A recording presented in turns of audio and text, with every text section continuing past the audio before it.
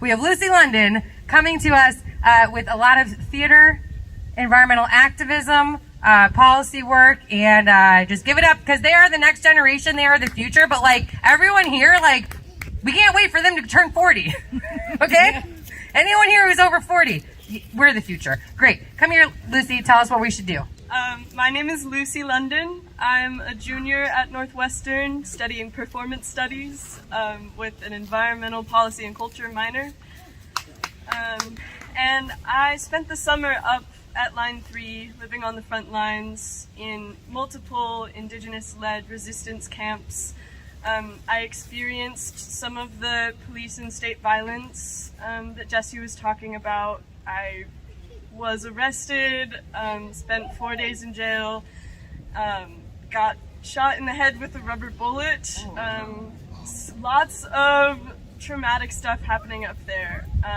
And it just goes to show how freaking awful this project is and how Enbridge is paying the police to specifically target water protectors.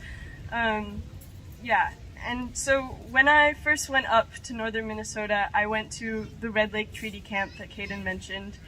And it was so beautiful. The camp is located right on the river, right on the Red Lake River, and it was flowing and everything was clear and there was so much wildlife. And I got to camp right there and swim in the river and go kayaking. And then later in the summer, I got to come back to the Red Lake River, and this was after they had already drilled underneath it for this pipeline, and the river was almost completely dry. Minnesota is in an exceptional drought, and Enbridge is getting 5 billion gallons of water to put this pipeline under.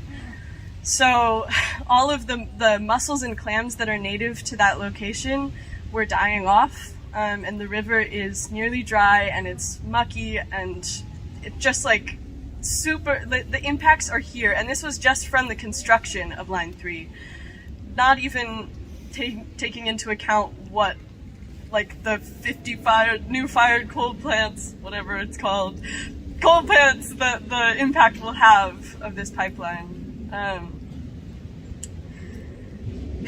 So yeah, it's devastating. And now the pipeline is built and operational, but that doesn't mean the fight is over. Many of us are still facing legal battles, including me. So one of the things you can do is donate to the Legal Defense Fund for Line 3 to support people coming back for trials and for court. And also, one of the things that I learned that was most impactful from this summer for me was just getting to live in community with people organized around a common cause. Everyone is cooking and cleaning communally for each other. And the support and love in those communities is just like the most like tangible support I've ever felt. And so I'm trying to bring that back here. What's beautiful about this fight was that so many people got to come like learn what this feels like and then bring it back to their own communities. And so I'm here now trying to help us build that kind of trust and love in each other. So we can organize together, so we can build the support and community we need in order to stand up to these industries that are ruining our future.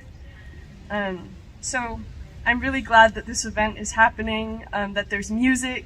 I hope we can enjoy it together and find some joy and dance and sing and share like with the open mic. That's gonna be great.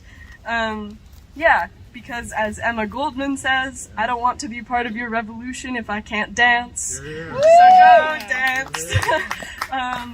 Yeah, love one another, build that kind of trust and community. We're in this together. Thank you.